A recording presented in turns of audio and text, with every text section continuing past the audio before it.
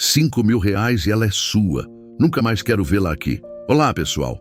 Antes de começar essa história que vai mexer com o coração de vocês, peço que deixem o like, comentem aqui embaixo e me digam de qual cidade estão assistindo. Isso me ajuda muito a continuar trazendo essas narrativas que precisam ser contadas. Esta é uma história real, que aconteceu no interior do Brasil e que mudou para sempre a vida de duas pessoas de maneiras que vocês jamais imaginariam. Jonas Carvalho tinha 52 anos quando tudo começou. Cabelos grisalhos prematuros emolduravam um rosto marcado pelo sol e pelo trabalho pesado. Mãos calejadas que conheciam cada palmo de terra de sua fazenda de 300 hectares. Acordava todos os dias às 4 da manhã com o canto do galo, tomava seu café preto e amargo na varanda de madeira que rangia sob seus passos, contemplando os campos que se estendiam até onde a vista alcançava. A solidão era sua companheira mais fiel desde que perdeu a esposa Maria num acidente de carro, 8 anos antes. Não teve filhos, não por não querer, mas porque Deus assim decidiu, como costumava dizer para si mesmo nas noites longas e silenciosas. A fazenda Santa Esperança ficava a 40 quilômetros da cidade mais próxima, conectada ao mundo apenas por uma estrada de terra que virava lama nos tempos de chuva. Jonas criava gado, plantava milho e soja e vivia uma vida simples e organizada. Seus únicos companheiros eram Trovão, um cão vira-lata marrom que havia aparecido em sua porta 5 anos atrás, e Severino, um vaqueiro de 60 anos que trabalhava com ele desde os tempos em que Maria ainda estava viva. Severino morava numa casa pequena nos fundos da propriedade com a esposa Benedita, que cozinhava para Jonas e cuidava da casa grande como se fosse sua própria família. As manhãs de Jonas seguiam sempre a mesma rotina. Depois do café, percorria os pastos montado em sua égua Estrela, verificando o gado, consertando cercas, observando as plantações. O cheiro de capim úmido misturado com terra vermelha, o som dos bezerros chamando suas mães, o vento balançando as folhas dos eucaliptos plantados como cerca viva, tudo isso compunha a trilha sonora de sua existência. Ao meio-dia, voltava para almoçar na mesa grande e vazia da cozinha, onde Benedita sempre deixava um prato quente esperando. Comia em silêncio, olhando pela janela os campos que se estendiam até o horizonte, pensando em Maria, pensando na vida que poderia ter sido. As tardes eram dedicadas aos trabalhos menores, manutenção das máquinas, organização do galpão, planejamento das próximas safras. Jonas era um homem metódico, que anotava tudo num caderno de capa dura azul que carregava sempre no bolso da camisa. Receitas, gastos, observações sobre o clima, datas de vacinação do gado. Sua vida inteira cabia naquelas páginas amareladas. Quando o sol começava a se pôr, sentava na varanda com uma cerveja gelada e um cigarro de palha, observando as cores do céu mudarem do azul para o dourado, depois para o roxo profundo da noite que chegava devagar. A solidão de Jonas não era amarga, mas pesava. Nos domingos, ia à missa na cidade, cumprimentava os vizinhos, conversava sobre o tempo e o preço do boi, mas sempre voltava para casa com a sensação de que algo estava faltando. Não era só a falta de uma mulher ao seu lado, mas algo mais profundo, uma sensação de que sua vida precisava de propósito além do trabalho e da sobrevivência. Maria sempre falava sobre ter filhos, sobre encher aquela casa grande de risos e correrias, mas o destino havia escolhido outro caminho para eles. Durante as noites longas de inverno, quando o vento frio assobiava, entre as telhas e Trovão se encolhia próximo ao fogão de lenha, Jonas costumava pegar a gaita que herdou do pai e tocar músicas tristes que ecoavam pela casa vazia. Eram melodias simples, que falavam de amor perdido, de terra árida esperando chuva, de homens solitários que encontram força na fé e no trabalho. Suas mãos ásperas deslizavam pelas teclas com uma delicadeza surpreendente, criando sons que pareciam vir direto da alma. Trovão, deitado a seus pés, suspirava como se entendesse perfeitamente aquela música melancólica. A rotina de Jonas só era quebrada pelas visitas ocasionais de Padre Antônio, um homem de 60 anos que ministrava a única igreja da cidade e conhecia Jonas desde criança. O padre chegava sempre sem avisar, numa motocicleta barulhenta que anunciava sua presença ainda na estrada de terra. Sentavam na varanda, bebendo o café forte que Benedita preparava, falando sobre a safra, sobre os problemas da cidade, sobre a fé que às vezes vacilava nos momentos de maior solidão. Padre Antônio tinha o dom de ouvir sem julgar e de falar verdades difíceis com a gentileza de quem realmente se importa. Foi numa dessas tardes de conversa que o padre mencionou pela primeira vez a situação das crianças abandonadas na região. Falou sobre famílias despedaçadas pela pobreza, sobre pais que não conseguiam alimentar os filhos, sobre meninas e meninos que cresciam sem perspectiva de futuro. Jonas ouvia em silêncio, mexendo o açúcar no café, sentindo algo se mover dentro do peito, uma inquietação que não conseguia nomear. O padre não estava pedindo nada, apenas compartilhando a realidade dura que encontrava em suas visitas pastorais. Mas suas palavras ficaram ecoando na mente de Jonas por dias. A fazenda Santa Esperança tinha espaço para muito mais vida do que apenas um homem solitário, seu cachorro e 2 funcionários. A casa grande, construída pelo avô de Jonas nos anos 40, tinha 5 quartos, 2 salas, uma cozinha ampla e uma despensa que um dia abrigou uma família numerosa. Agora, apenas 3 dos quartos eram usados. O de Jonas, um quarto de hóspedes que raramente recebia visitas e um terceiro que servia de depósito.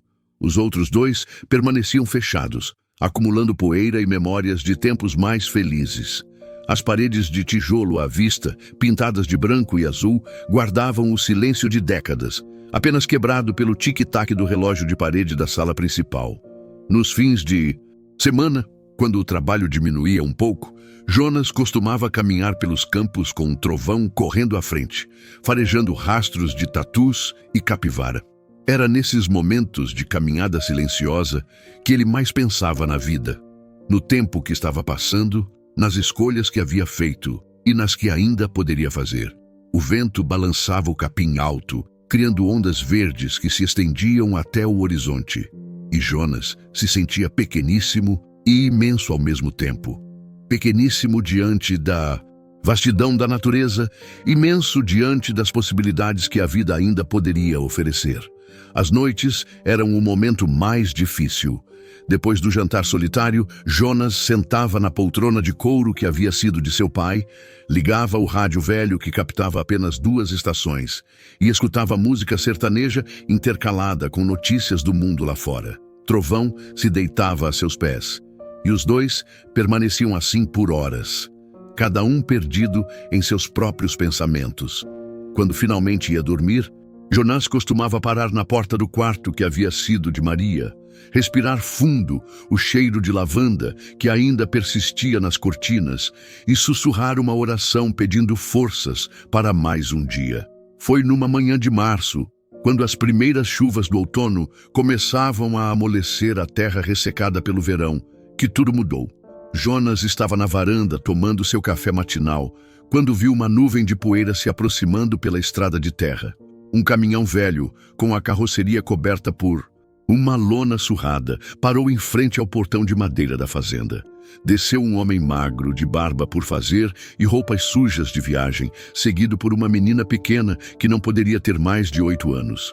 Jonas colocou a xícara de café na mesinha de bambu, levantou-se devagar e caminhou até o portão, sentindo que sua vida estava prestes a tomar um rumo completamente diferente. O homem se aproximou com passos incertos, segurando a mão da menina com força desnecessária. Tinha o cheiro azedo de quem havia passado noites bebendo e dirigindo, olhos vermelhos que evitavam o contato direto.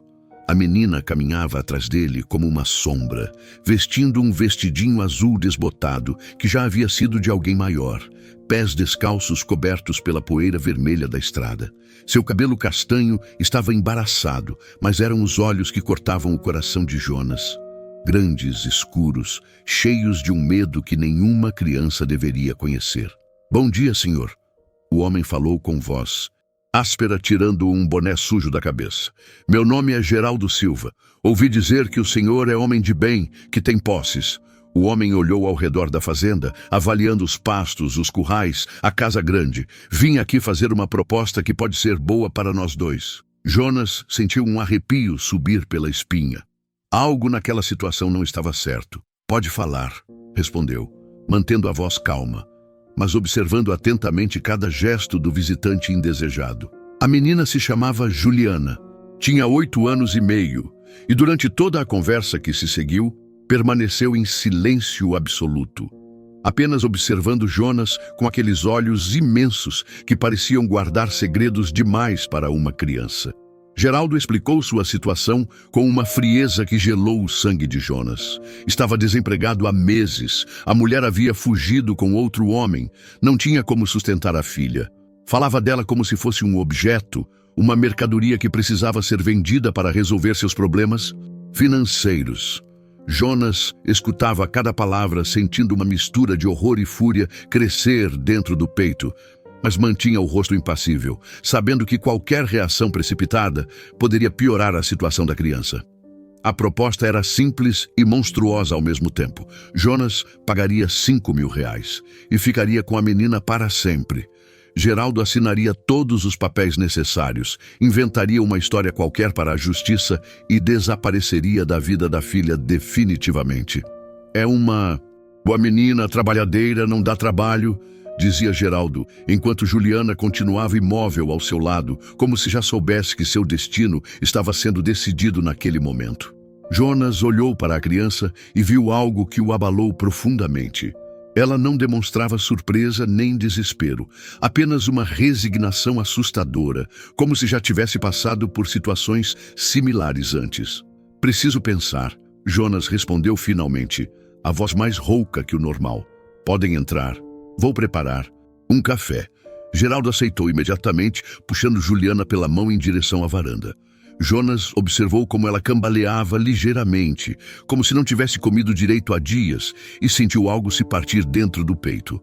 Benedita apareceu na porta da cozinha, atraída pelo movimento incomum, e Jonas percebeu o choque em seus olhos quando viu a situação. Com um gesto quase imperceptível, pediu para ela preparar comida para a menina.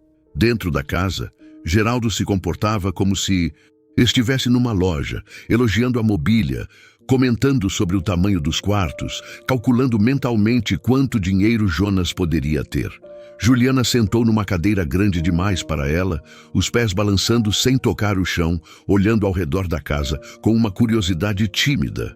Quando Benedita trouxe um prato de comida, a menina olhou para o pai, esperando permissão.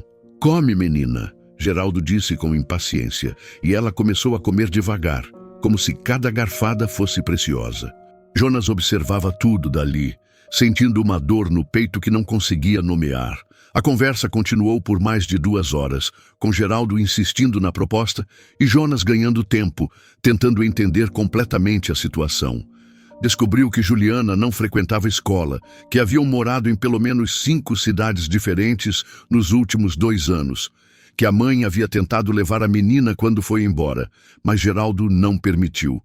Ele falava sobre a filha com um desprezo mal disfarçado, como se ela fosse a culpada por todos os seus problemas. A cada palavra, Jonas sentia uma raiva surda crescer dentro dele, mas também uma estranha sensação de propósito, como se aquele momento fosse exatamente o que sua vida havia estado esperando. Durante todo esse tempo, Juliana permaneceu quieta, terminando a comida que Benedita havia trazido, depois se encolhendo na cadeira grande. De vez em quando, seus olhos encontravam os de Jonas, e ele via ali uma inteligência aguda, uma percepção que ia muito além de sua idade. Ela sabia exatamente o que estava acontecendo, sabia que estava sendo negociada como um animal, mas havia algo mais naquele olhar, uma centelha de esperança quase imperceptível, como se ela conseguisse ver algo em Jonas que nem ele mesmo havia percebido ainda. O momento decisivo chegou quando Geraldo perdeu a paciência e ameaçou ir embora. Falou alto demais, gesticulou de forma violenta e Juliana se encolheu na cadeira como um animal acostumado a apanhar. Jonas viu aquela reação e sentiu algo se resolver dentro dele. Não era apenas sobre salvar uma criança de uma situação terrível. Era sobre dar propósito à sua própria vida, sobre transformar aquela casa silenciosa num lar de verdade, sobre honrar a memória de Maria da única forma que realmente importava. Está bem, Jonas disse finalmente, a voz firme e decidida. Aceito sua proposta, mas com uma condição. Não quero vê-lo nunca mais por aqui. Se aparecer de novo, se tentar contato com a menina, se causar qualquer problema, vai se arrepender amargamente. Geraldo sorriu um sorriso que não chegou aos olhos, estendeu a mão para fechar o negócio. Jonas apertou aquela mão com nojo, mas sabia que era necessário. Juliana continuava imóvel na cadeira, mas Jonas percebeu uma lágrima solitária escorrendo por sua bochecha. De alívio ou de medo, ele não saberia dizer. Os trâmites burocráticos foram surpreendentemente simples. Geraldo havia preparado uma história convincente sobre dificuldades financeiras e a necessidade de encontrar uma família melhor para a filha. Jonas, conhecido e respeitado na região, não enfrentou questionamentos. Os papéis foram assinados no cartório da cidade numa tarde chuvosa de abril, com Juliana sentada numa cadeira do lado de fora, esperando que seu destino fosse oficializado. Quando tudo terminou, Geraldo saiu do cartório, olhou para a filha pela última vez, acenou de forma casual e desapareceu na chuva fina que começava a cair. Jonas se aproximou de Juliana devagar, como quem se aproxima de um animal ferido. Ela levantou os olhos para ele e, pela primeira vez desde que haviam se conhecido, esboçou algo parecido com um sorriso. Vamos para casa, ele disse estendendo a mão. Ela hesitou por um momento. Depois colocou sua mãozinha pequena na mão grande e calejada de Jonas. Caminharam juntos até a caminhonete velha, sob a chuva que lavava a poeira da estrada. E Jonas soube que sua vida havia mudado para sempre. Não tinha ideia de quão profunda seria essa transformação, nem como aquela menininha assustada um dia se tornaria a mulher mais poderosa da cidade. Os primeiros dias de Juliana na fazenda foram como observar um fantasma tentando se tornar real novamente. Ela se movia pela casa grande em silêncio absoluto, os pés descalços não fazendo nenhum ruído no piso de tábua corrida. Jonas havia preparado o quarto ao lado do seu, pintado as paredes de rosa claro, comprado roupas novas que ela vestia com cuidado excessivo, como se fossem presentes preciosos demais para uma criança como ela. Benedita ficou encarregada de cuidar dela durante o dia, mas mesmo essa mulher maternal, que havia criado 6 filhos próprios, ficava desconcertada com o silêncio da menina. Juliana não falava a menos que perguntassem algo diretamente, e mesmo assim respondia apenas sim ou não, sempre olhando para baixo. Comia tudo que colocavam no prato sem reclamar, dormia sem fazer barulho, tomava banho quando mandavam. Era como se tivesse medo de ocupar espaço, de existir plenamente naquela casa que agora era sua. Jonas observava tudo com o coração apertado, percebendo que por trás daquele comportamento exemplar havia uma criança que havia aprendido que sua sobrevivência dependia de ser invisível. As noites eram o pior momento. Juliana acordava gritando, chamando por uma mãe que a havia abandonado, pedindo perdão por algo que Jonas não conseguia entender. Ele corria para o quarto dela, encontrava-a sentada na cama, tremendo, os olhos vidrados de terror. No início, não sabia como consolá-la. Suas mãos enormes pareciam desajeitadas demais para acalmar uma criança assustada. Então começou a sentar na beira da cama, falar baixinho sobre os animais da fazenda, sobre o nascer do sol que ela veria no dia seguinte, sobre como o trovão estava ansioso para brincar com ela. Sua voz grave e pausada, eventualmente, acalmava os tremores, e Juliana voltava a dormir, mas Jonas ficava ali mais alguns minutos, observando aquele rostinho que carregava muito sofrimento para uma idade tão tenra. Durante o dia, Jonas tentava incluí-la em suas atividades, pensando que o trabalho e a rotina poderiam ajudá-la a se sentir parte daquela nova vida. Levava-a para ver os bezerros novos, mostrava como ordenhar as vacas mais mansas, ensinava os nomes dos passarinhos que cantavam de manhã cedo.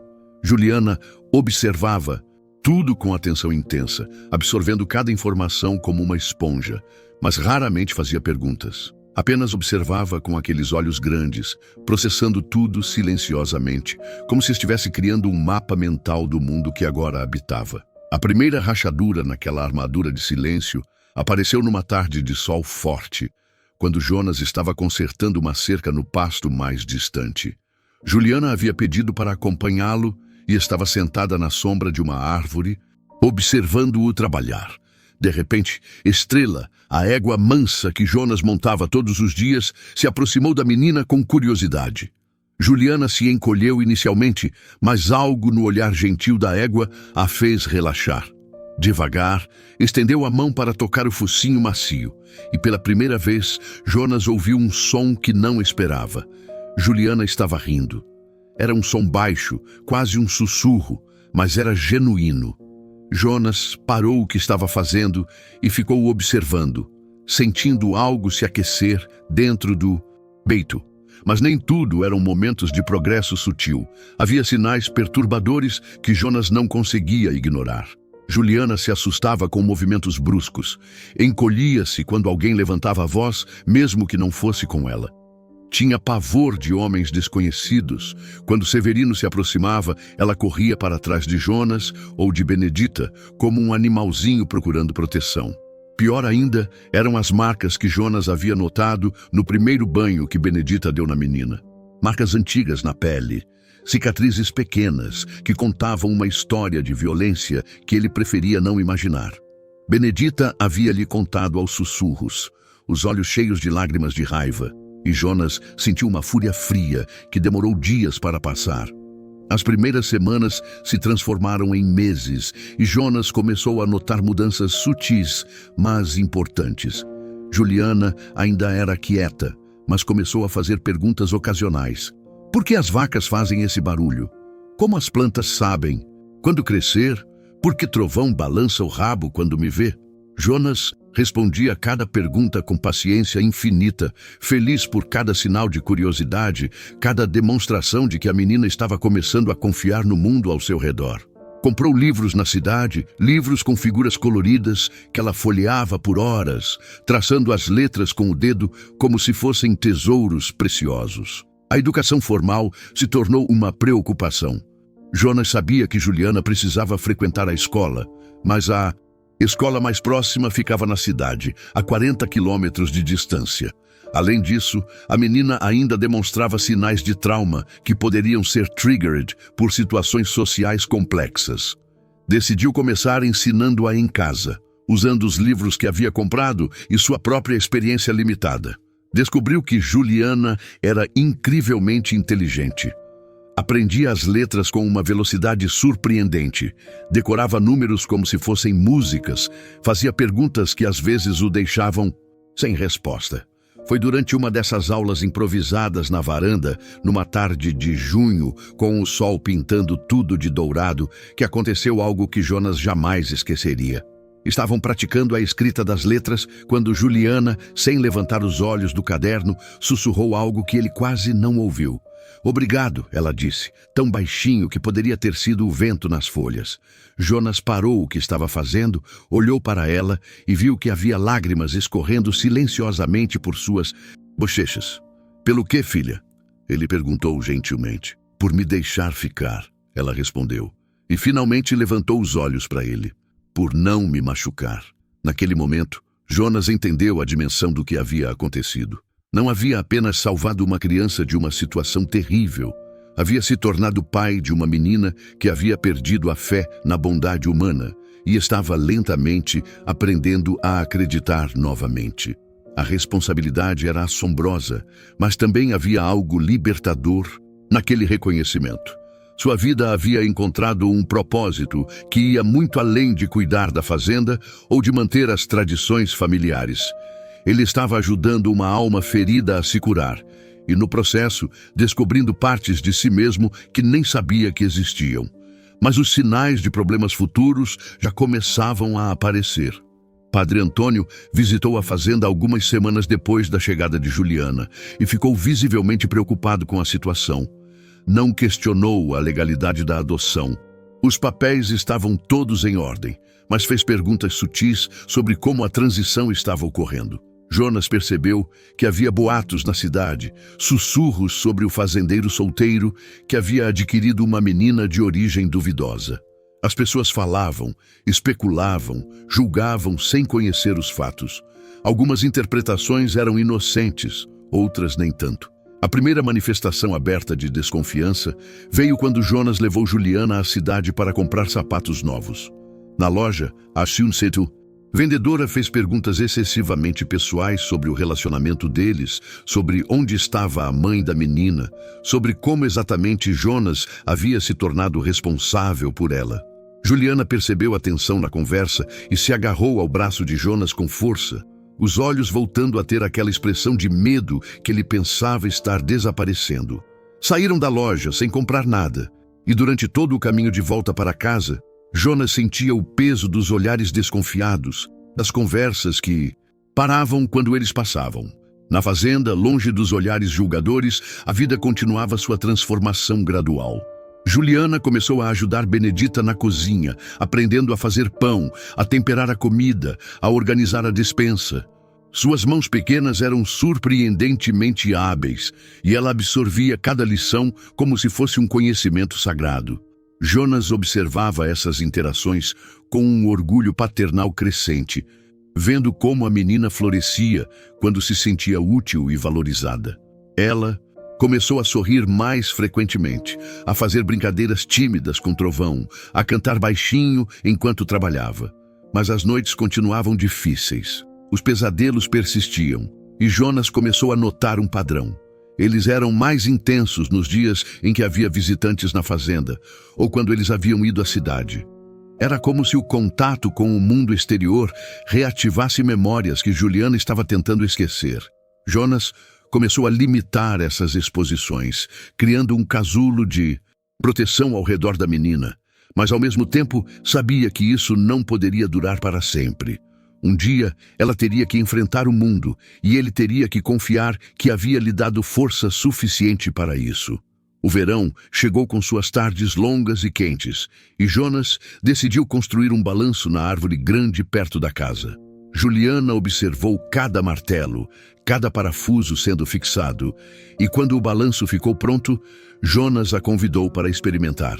Ela hesitou, como sempre, mas eventualmente se sentou na tábua de madeira polida. Jonas a empurrou suavemente e ela começou a balançar, os cabelos voando no vento, um sorriso genuíno iluminando seu rosto. Foi nesse momento que Jonas percebeu que algo estava mudando não apenas em Juliana, mas nele também. A solidão que havia sido sua companhia constante por anos estava sendo substituída por algo que ele havia esquecido que era possível sentir.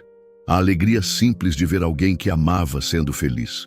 Mas a felicidade que estava florescendo na fazenda Santa Esperança logo seria testada de formas que Jonas jamais imaginou. Tudo começou numa manhã de setembro, quando o trovão começou a latir de forma estranha no portão da entrada. Jonas estava ajudando Juliana com suas lições de matemática na varanda, quando ouviram o barulho de um carro se aproximando. Era um sedã preto, oficial, que levantava poeira na estrada de terra. Juliana imediatamente se encolheu na cadeira. Aquele instinto de medo que Jonas pensava estar desaparecendo, voltando com força total. Duas pessoas desceram do carro. Uma mulher de terno escuro e um homem mais velho, ambos com expressões sérias que não prometiam nada bom.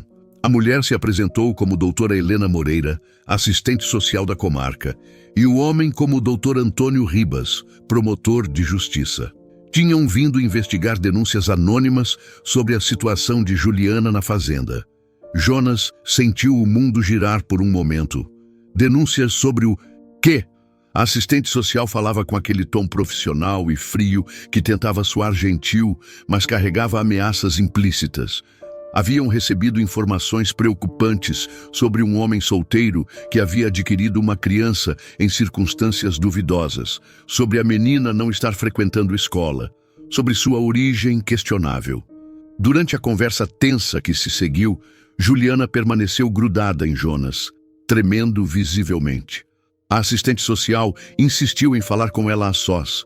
Levou-a para dentro da casa, enquanto o promotor bombardeava Jonas com perguntas sobre como exatamente havia conhecido Geraldo, sobre sua motivação para adotar uma criança, sobre suas qualificações para ser pai solteiro. Jonas respondeu a tudo com honestidade, mostrou todos os papéis legais, explicou sua situação financeira estável, mas sentia que cada palavra era interpretada da pior forma possível. Quando a assistente social voltou de sua conversa com Juliana, seu rosto estava ainda mais sério. A menina estava claramente traumatizada, disseram. Demonstrava sinais de estresse pós-traumático severo, não estava recebendo educação formal adequada. Pior ainda, havia algo na forma como ela se relacionava com Jonas que levantava questões sobre a natureza do relacionamento. Jonas sentiu o sangue gelar nas veias. Estavam insinuando coisas horríveis, transformando seu amor paternal em algo sujo e suspeito. Tentou explicar sobre os traumas que Juliana havia sofrido antes de chegar à fazenda, sobre os progressos que ela havia feito, mas suas palavras pareciam cair em ouvidos surdos. A situação escalou quando descobriram que Geraldo havia dado informações falsas sobre sua identidade. O nome verdadeiro dele era Geraldo Santos, não Silva, e havia registros criminais por violência doméstica e abandono de incapaz. Isso tornava toda a transação legal questionável, mesmo que Jonas não tivesse conhecimento desses fatos. O promotor falou sobre a possibilidade de reversão da adoção, sobre a necessidade de Juliana ser colocada numa família mais adequada, sobre Jonas responder criminalmente por contribuir com uma situação irregular. Naquele momento, algo quebrou dentro de Jonas. Não era apenas sobre perder Juliana.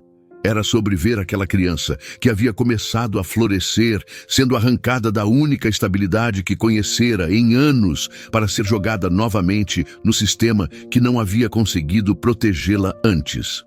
Olhou através da janela e viu Juliana sentada na varanda, abraçada a trovão, os olhos vidrados de terror, e soube que precisava lutar por ela de uma forma que jamais havia lutado por nada em sua vida. A batalha legal que se seguiu foi brutal e pública. Jonas contratou o melhor advogado que conseguiu encontrar na capital, um homem chamado Dr. Maurício Campos, especialista em direito de família. Gastou economias de uma vida inteira em honorários, perícias psicológicas, investigações particulares sobre o passado de Geraldo. A cidade inteira tomou partido, alguns apoiando Jonas, que conheciam há décadas como homem íntegro, outros alimentando rumores maliciosos sobre suas verdadeiras intenções com a menina. O processo arrastou-se por meses agonizantes. Juliana foi submetida a uma série de avaliações psicológicas traumáticas, obrigada a reviver memórias dolorosas, questionada por estranhos sobre sua vida na fazenda. Cada sessão a deixava mais retraída, mais assombrada. Os progressos que havia feito durante o ano anterior pareciam evaporar dia após dia. Voltou a ter pesadelos constantes, parou de comer direito, não conseguia mais sorrir. Jonas assistia impotente à deterioração da filha que o destino havia lhe dado, sentindo-se culpado por ter posto em movimento os eventos que levaram a essa situação.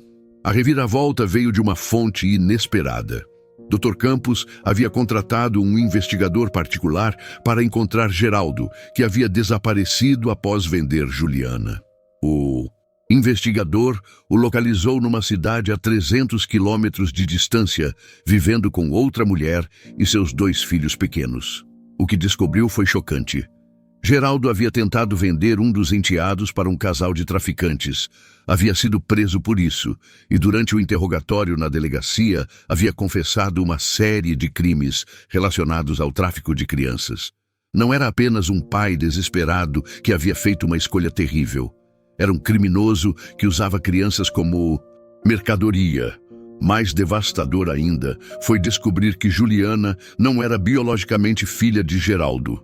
Ela havia sido sequestrada aos 5 anos de uma família em outra cidade, uma família que ainda a procurava desesperadamente.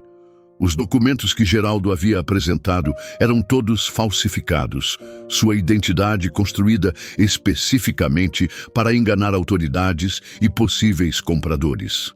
Juliana cujo nome verdadeiro era Ana Luísa Oliveira, havia passado 3 anos nas mãos de um sequestrador que a usava como fonte de renda, vendendo-a e recuperando-a múltiplas vezes, até finalmente decidir se livrar dela definitivamente.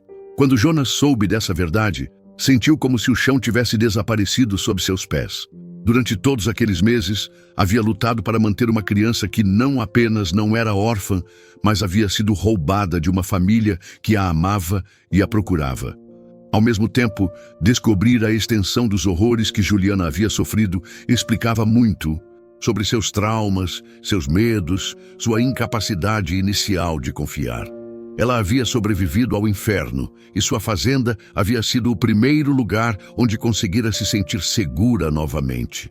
A situação se complicou ainda mais quando a família biológica de Juliana foi contatada. Os Oliveira, Paulo, técnico em eletrônica, e Carmen, professora primária, haviam passado 3 anos procurando pela filha sequestrada, nunca desistindo da esperança de encontrá-la. Quando souberam que Ana Luísa havia sido localizada, viajaram imediatamente para conhecer a situação. Jonas os recebeu na fazenda numa tarde carregada de tensão e emoção, sabendo que aquele poderia ser o último dia que passaria com a menina que havia aprendido a amar como filha. O encontro foi devastador para todos os envolvidos. Carmen chorou ao ver como a filha havia mudado, como estava magra e assustada, como não a reconhecia imediatamente. Paulo ficou visivelmente abalado ao ouvir sobre os traumas que a filha havia sofrido, sobre os anos perdidos que jamais poderiam ser recuperados. Mas foi a reação de Juliana que partiu o coração de Jonas. Ela se escondeu atrás dele quando os pais biológicos tentaram se aproximar, chamando-o de pai pela primeira vez desde que haviam se conhecido, implorando para não ter que ir embora. Naquele momento, numa varanda onde haviam compartilhado tantos momentos de paz e descoberta, 3 adultos enfrentaram uma decisão impossível. Os Oliveira queriam sua filha. De volta, era seu direito natural e legal. Jonas queria proteger Juliana do trauma de mais uma separação forçada, sabendo que ela havia encontrado estabilidade pela primeira vez em anos. E Juliana, no centro de tudo isso, era uma criança que havia sofrido tanto que não conseguia mais distinguir entre amor e posse, entre proteção e prisão. A solução veio de Carmen Oliveira, uma mulher sábia que conseguiu ver além de sua própria dor. Ela percebeu que Juliana, Ana Luísa, havia passado por transformações que iam além do que uma criança deveria suportar, que forçá-la a mais uma mudança radical poderia causar danos irreparáveis. Propôs algo que ninguém esperava: uma guarda compartilhada informal, onde Juliana dividiria seu tempo entre a fazenda que havia se tornado seu refúgio e a família que nunca havia parado de procurá-la. Era uma solução não convencional, mas era a única que colocava as necessidades da criança acima dos direitos e sentimentos dos adultos. O arranjo funcionou melhor do que qualquer um poderia ter previsto. Juliana começou passando fins de semana na cidade com os Oliveira, gradualmente estendendo as visitas conforme se sentia mais confortável. Carmen, sendo professora, passou a cuidar oficialmente da educação da menina, criando um currículo que respeitava tanto seu ritmo de aprendizagem quanto seus traumas. Paulo usou suas habilidades técnicas para ajudar Jonas a modernizar alguns equipamentos da fazenda, criando uma ponte entre os 2 mundos de Juliana. Aos poucos, algo extraordinário começou a acontecer. Juliana não estava apenas se curando, estava florescendo de formas que surpreendiam a todos. A educação formal que recebeu de Carmen revelou uma inteligência excepcional, uma capacidade de aprendizagem que ia muito além da média. Sua experiência na fazenda havia lhe dado um conhecimento prático sobre administração rural, sobre relacionamento humano, sobre superação de adversidades que crianças da sua idade nunca possuíam. E sua jornada através do trauma havia desenvolvido nela uma empatia profunda, uma capacidade de compreender e ajudar outros que estavam sofrendo. Os anos se passaram como folhas levadas pelo vento. Juliana cresceu dividindo seu tempo entre 2 mundos que a amavam incondicionalmente, absorvendo o melhor de cada um. Na fazenda, Jonas a ensinou sobre responsabilidade, trabalho duro e a conexão profunda com a terra. Ela aprendeu a cuidar dos animais, a entender os ciclos das plantações, a tomar decisões práticas que afetavam a vida de pessoas reais. Na cidade, Carmen e Paulo lhe proporcionaram educação formal excepcional, estimularam sua curiosidade intelectual, expuseram-na a ideias e oportunidades que sua origem rural jamais teria oferecido. Quando Juliana completou 16 anos, já era evidente que ela não era uma jovem comum. Havia se formado no ensino médio com notas exemplares, falava 3 idiomas e demonstrava uma compreensão da natureza humana que impressionava adultos experientes. Mas mais importante que sua inteligência acadêmica era sua capacidade de conectar-se com pessoas de todas as idades e classes sociais. Na fazenda, conversava com vaqueiros idosos sobre seus problemas familiares. Na cidade, organizava grupos de estudo para colegas com dificuldades. Onde quer que estivesse, Juliana tinha o dom raro de fazer as pessoas se sentirem ouvidas e compreendidas. Foi durante seu último ano na escola que Juliana tomou uma decisão que surpreendeu a todos. Em vez de aceitar uma das várias ofertas de bolsa de estudo em universidades prestigiosas da capital, anunciou que queria ficar na região e estudar administração pública na universidade estadual próxima. Quando questionada sobre essa escolha, sua resposta foi simples, mas profunda. Queria usar tudo o que havia aprendido para ajudar pessoas que haviam passado por situações similares às dela. Queria transformar o lugar que a havia acolhido num exemplo de como as comunidades poderiam cuidar de seus membros mais vulneráveis. A universidade foi apenas o início. Juliana se destacou academicamente, mas foi seu trabalho voluntário que realmente chamou a atenção. Criou um programa de apoio a famílias rurais em dificuldades. Organizou campanhas de alfabetização para adultos, estabeleceu uma rede de apoio para crianças em situação de risco. Seu projeto de conclusão de curso foi sobre desenvolvimento rural, sustentável, baseado em anos de observação da fazenda de Jonas e das necessidades reais das comunidades do interior. Quando se formou, aos 21 anos, já era conhecida em toda a região como uma jovem líder com ideias inovadoras e genuína preocupação com o bem-estar coletivo. O primeiro emprego foi na prefeitura da cidade, como assessora de desenvolvimento social. Juliana mergulhou no trabalho com uma paixão que impressionava colegas mais experientes. Identificou problemas que outros haviam ignorado, propôs soluções criativas que consideravam tanto aspectos práticos quanto humanos e demonstrou uma habilidade natural para negociar entre grupos com interesses conflitantes. Em 2 anos, havia sido promovida a coordenadora de programas sociais, e seus projetos eram citados como exemplos em conferências estaduais. Mas foi sua resposta a uma crise que verdadeiramente revelou sua liderança excepcional.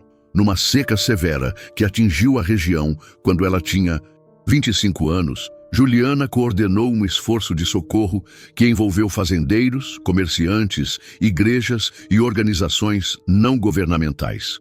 Em vez de simplesmente distribuir ajuda temporária, organizou um programa de recuperação a longo prazo que incluía perfuração de poços artesianos, diversificação de culturas resistentes à seca e criação de cooperativas de compra e venda. O sucesso foi tão impressionante que atraiu atenção nacional e Juliana foi convidada para falar em seminários sobre gestão de crises e desenvolvimento rural. Jonas observava tudo isso com um orgulho que não conseguia expressar em palavras. A menininha assustada que havia chegado à sua fazenda 15 anos antes havia se transformado numa mulher extraordinária. Alguém que usava sua dor passada como combustível para ajudar outros a superarem suas próprias dificuldades. Durante suas visitas à fazenda, que continuavam regulares, eles conversavam por horas sobre seus projetos, e Jonas ficava maravilhado com a sabedoria prática que ela havia desenvolvido, com sua capacidade de ver soluções onde outros viam apenas problemas. A decisão de Juliana de concorrer à prefeitura aos 28 anos inicialmente preocupou tanto Jonas quanto os Oliveira. Ela era jovem, mulher, numa região tradicionalmente conservadora, onde a política era dominada por homens mais velhos, com conexões familiares antigas. Mas Juliana havia aprendido a transformar aparentes desvantagens em forças. Sua juventude representava energia e ideias frescas. Ser mulher lhe dava uma perspectiva diferente sobre questões que afetavam famílias inteiras, e sua origem como criança em situação de risco a conectava com uma parcela da população que nunca havia se sentido representada politicamente. A campanha foi diferente de tudo que a cidade havia visto antes. Em vez de comícios grandiosos e promessas vazias, Juliana organizou rodas de conversa em bairros, visitou fazendas remotas, sentou-se à mesa de cozinhas humildes para ouvir preocupações reais de pessoas reais. Não prometeu soluções miraculosas, mas apresentou planos detalhados, baseados em sua experiência prática e em anos de estudo sobre administração pública. Falou abertamente sobre sua própria história, sobre como havia sido uma criança em situação de risco que havia encontrado amor e oportunidade numa comunidade que decidiu cuidar dela. A vitória nas eleições foi esmagadora. Juliana recebeu 72% dos votos, carregando tanto a zona urbana quanto a rural, tanto os jovens quanto os idosos. Na noite da eleição, fez seu discurso de vitória na Praça Central, com Jonas, Carmen e Paulo na primeira fileira, lágrimas de orgulho escorrendo pelos rostos. Falou sobre sua visão de uma cidade que cuidava de todos os seus filhos, onde nenhuma criança seria abandonada, onde oportunidades seriam criadas em vez de esperadas, onde a força da comunidade seria usada para elevar os mais vulneráveis. Os primeiros meses como prefeita foram intensos. Juliana implementou reformas estruturais na administração, criou canais diretos de comunicação com a população, estabeleceu parcerias inovadoras entre setor público e privado. Seu programa de habitação popular não apenas construía casas, mas criava comunidades integradas com escolas, postos de saúde e centros comunitários. Seu projeto de desenvolvimento rural combinava tecnologia moderna com práticas sustentáveis, aumentando a produtividade das fazendas enquanto preservava o meio ambiente. Mas foi sua atenção às crianças em situação de risco que realmente definiu sua administração. Criou um sistema de identificação precoce de famílias em dificuldades, estabeleceu uma rede de famílias acolhedoras, treinadas e apoiadas pelo município, e implementou programas educacionais que reconheciam e desenvolviam talentos em crianças de todas as origens. O índice de abandono escolar caiu para praticamente zero, e casos de violência doméstica diminuíram drasticamente devido a programas de prevenção e apoio. 3 anos depois de assumir a prefeitura, Juliana foi reeleita com uma margem ainda maior. A cidade havia se transformado num modelo nacional de administração pública eficiente e humana. Delegações de outras cidades vinham estudar seus métodos, universidades enviavam pesquisadores para documentar seus programas, e ela recebia convites constantes para palestrar sobre liderança e desenvolvimento social. Numa tarde de domingo, Jonas estava sentado na varanda da fazenda, observando o pôr do sol pintar os campos de dourado, quando Juliana chegou para uma de suas visitas regulares. Ela havia acabado de voltar de Brasília, onde participara de uma conferência sobre políticas públicas inovadoras, mas estava ali, sentada ao lado do homem que havia mudado sua vida para sempre, compartilhando um café e conversando sobre a safra de milho como nos velhos tempos. Pai, Jonas, ela disse, ainda o chamava assim, mesmo sabendo que Carmen e Paulo eram seus pais biológicos. Você já parou para pensar em como chegamos até aqui? Jonas sorriu. Aquele sorriso tranquilo de homem que havia visto seus sonhos mais impossíveis se realizarem. Penso nisso todos os dias, filha. Você se tornou tudo que eu nunca soube que estava esperando. Juliana pegou na mão calejada dele, a mesma mão que havia segurado a sua naquele primeiro dia de chuva, 15 anos atrás. E você me deu tudo o que eu nem sabia que precisava, a chance de descobrir quem eu realmente poderia ser. Eles ficaram em silêncio por alguns minutos, observando o trovão. Agora um cão velho e preguiçoso, dormindo no degrau da varanda. Jonas pensou em Maria, em como ela ficaria orgulhosa do que haviam construído juntos. Ele e aquela menina que o destino havia trazido numa manhã qualquer. Juliana pensou em Geraldo, imaginando se ele já havia pago por seus crimes, mas principalmente sentindo gratidão pelo caminho tortuoso que havia levado até ali, até aquela paz, até aquela família escolhida que era mais forte que qualquer laço de sangue. Quando a lua começou a aparecer no céu escuro, Juliana se levantou para voltar à cidade. Tinha reuniões cedo na manhã seguinte, projetos para revisar, uma comunidade inteira dependendo de suas decisões. Mas antes de ir embora, abraçou Jonas longamente, respirando o cheiro familiar de terra e trabalho honesto que sempre a fazia se sentir. Em casa, enquanto as luzes de seu carro desapareciam na estrada de terra, Jonas permaneceu na varanda, refletindo sobre os mistérios da vida. Havia começado como um fazendeiro solitário que comprou uma menina vendida pelo próprio pai. O que fez com ela, dar-lhe amor incondicional, educação, oportunidades e principalmente a chance de descobrir sua própria força, nenhum outro homem teria feito. Não porque fosse especialmente santo ou sábio, mas porque reconheceu naquela criança ferida o potencial para algo extraordinário. E teve coragem de nutrir esse potencial, mesmo quando todos duvidaram. Juliana se tornou prefeita, mas mais importante que isso, se tornou uma mulher que usava seu poder para proteger os vulneráveis, que transformava sua dor em compaixão, que criava oportunidades onde outros viam apenas problemas. Ela era a prova viva de que quando uma comunidade decide cuidar de suas crianças perdidas, pode descobrir tesouros que não sabia que existiam. E vocês que me acompanharam até aqui nessa história, quero que saibam que ela é real, que aconteceu numa cidadezinha do interior onde pessoas simples tomaram decisões extraordinárias. Se vocês gostaram dessa narrativa, deixem seu like, compartilhem com alguém que precisa acreditar em segundas chances. E principalmente, olhem ao seu redor. Quantas Julianas existem esperando apenas que alguém veja nelas o potencial que elas mesmas não sabem que têm? Às vezes, mudar uma vida é mais simples do que imaginamos, e ao mudá-la, descobrimos que nossa própria vida também se transforma de formas que jamais sonhamos possível.